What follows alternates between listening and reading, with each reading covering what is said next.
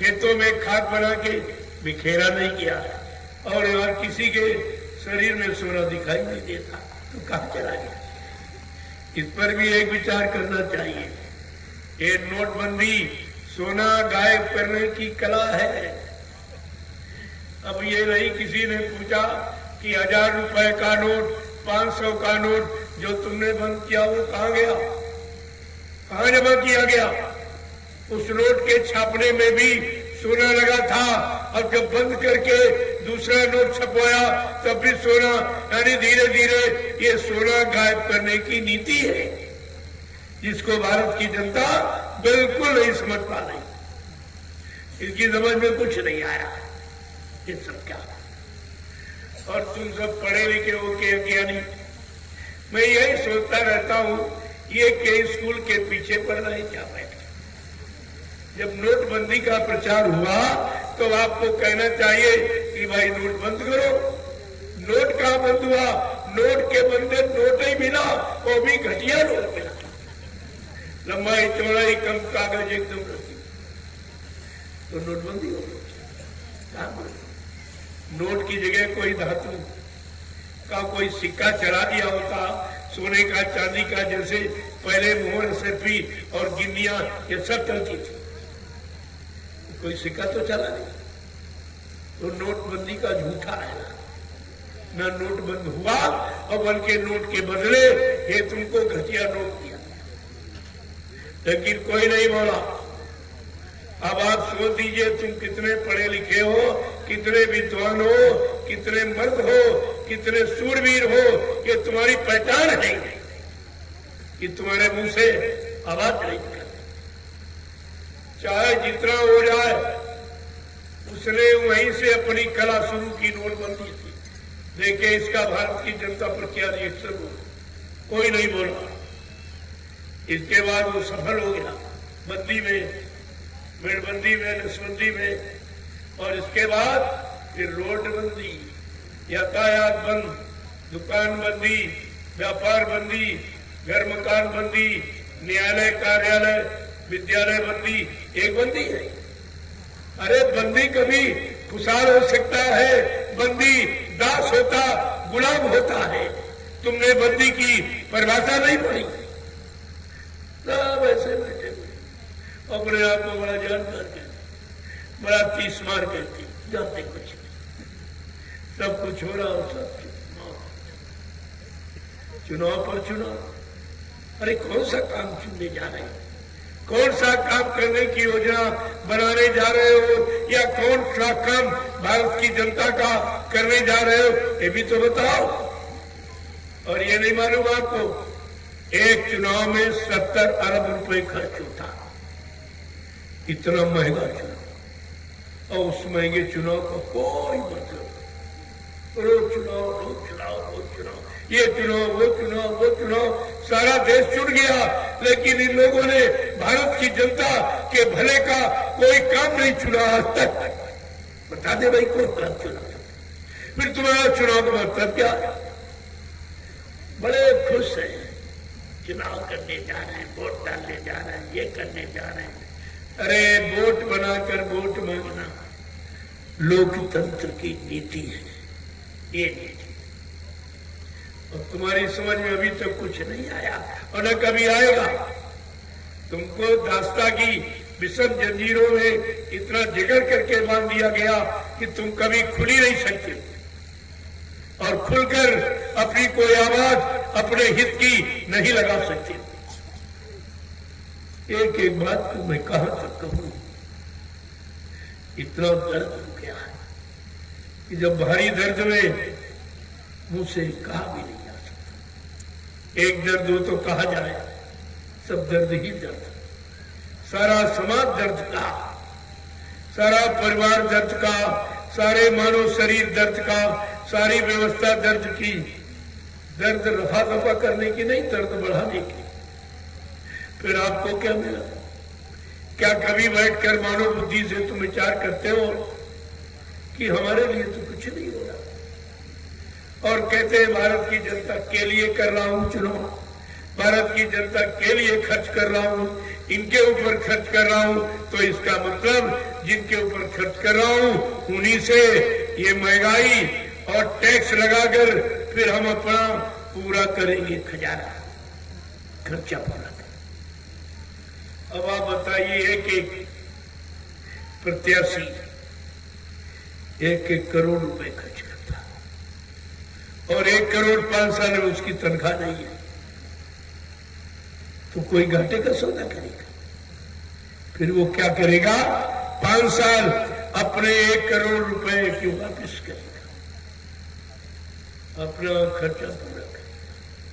तुम कहोगे हमारे गांव नहीं आता, हमारा काम नहीं करता, कोई विकास का काम नहीं सोचता। अरे उसके पास अपने पैसे पूरे करने का समय नहीं है, तुम्हारे काम कौन करेगा? और ये रोज हो रहा और रोज मार खा रहे, तुम फिर भी नहीं समझ पा रहे हो। बाबा जी ने एक अवसर आपको दिया था 24 मार्च 1986 84 में आपको मौका दिया, तुम्हारी 84 काटने के लिए एक मौका दिया था 24 मार्च, जब दूरदर्शी को जन्म दिया था अहमदाबाद में रात के 12 बज के कुछ मिनट पर, तो भगवान कृष्ण के जन्म का समय था। वो दूरदर्शी को जन्म दिया गया, जिसका राष्ट्रीय अधिवेशन हरियाणा प्रांत के करनाल जिले के कालीदास रंगशाला पार्क में 7, 8, 9 फरवरी को संपन्न किया और दूरदर्शी को आशीर्वाद दिया और कहा, तुम सब लोग ये दूरदर्शी का महाप्रसाद भारत उत्तर क्या नहीं, भारत के समस्त विभागों के कर्मचारी अधिकारियों के पास पहुंचा दो, फिर तुम इस प्रसाद की करामात देखो। आपने प्रसाद बांटा, प्रसाद की कोई करामात हुई नहीं, कहते वो करामात कराने वाला चला गया। यानी सब व्यवस्था झूठ। ये तुमने साबित किया है, अपने गुरु को झूठा साबित किया है, उनकी नीति रीति को आपने झूठा साबित किया, उनकी भूमिका व्यवस्था जो परिवर्तन की उसको आपने झूठा साबित किया। अरे तुमने जो कुछ किया है अपने गुरु का नुकसान किया और गुरु का नुकसान अपना नुकसान है, और अभी तो नहीं समझ पाए। तो कहते हो पढ़े लिखे होशियार, काहे होशियार? जो अपना काम न समझ पाए, अपना बिगड़ा काम न बना पाए, न बनवा पाए, वो बुद्धिमानी किस बात की है?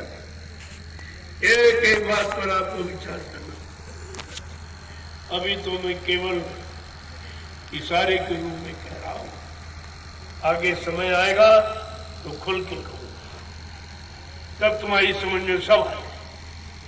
देख लीजिए, मैदान तैयार कर दिया, अब तो कहने की जरूरत नहीं पड़ेगी। देखिए, चंद दिनों में जो वर्षों का काम था आज तुम्हारे सामने महीनों में हो गया। अभी 2 महीने से कम हुआ, मुझको जमीन पर जब आया था ये जंगल था, कहते इसमें कैसे रहा जाएगा, ये जंगली जानवर सब इसमें रह रहे हैं, ये तो बहुत खराब है, बड़ा डर लगने वाला। लेकिन मैं आके यहां बैठ गया और प्रेमी आने लगे, और प्रेमियों ने इतनी मेहनत की कि देख लिए जंगल को इतना पाक साफ, कहीं जंगल का नाम भी नहीं। लोग सोचते देखते रह गए, ये काम हो गया, ऐसे देखते रह जाए कि दुनिया के लोग ये परिवर्तन करके भी दिखा देंगे। क्या ये कम परिवर्तन है? जंगल को यानी बस्ती में तब्दील कर दिया जाए, बदल दिया गया चंद दिनों में, क्या ये छोटा मोटा यानी परिवर्तन की भूमिका? अरे बात तो आपको समझनी चाहिए। जो जंगल में बैठकर इतना बड़ा जन संगठन लाके इकट्ठा कर सकता है और इनके रहने की व्यवस्था 1 लाख व्यक्तियों की, भोजन की, पानी की, रहने की सारी सुरक्षा व्यवस्था, बीमारी कुछ नहीं, ये सब मतलब यानी जो कर सकता है, अगर इससे देश के जिम्मेदार लोग सलाह ले तो ये कौन सा काम नहीं हो सकता। लेकिन ये सलाह नहीं लेंगे, हमारे पास जंगल में कोई नहीं है, हमारे पास जिनको आना वो आ गए, और जो आना होगा वो आ जाएंगे।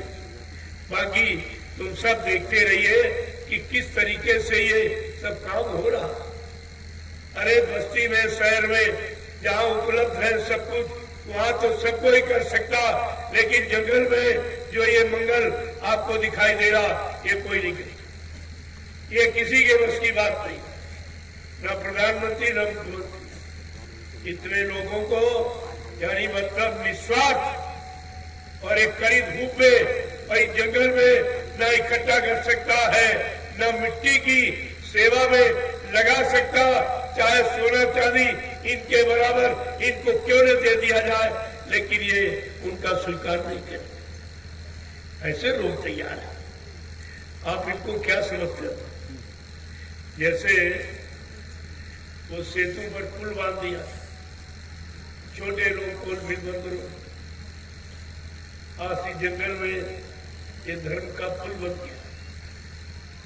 देखते रह गए लोग, छोटे छोटे लोग, ये सब आपके सामने देख लीजिए, कितना बड़ा पुल बांध दिया धर्म का, और सब देखते रह गए हो।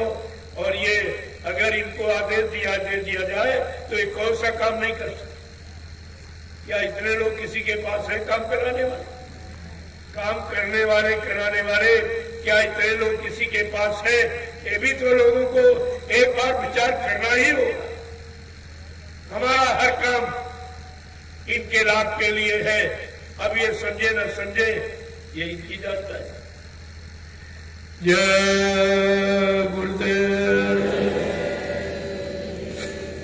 जय गुरुदेव,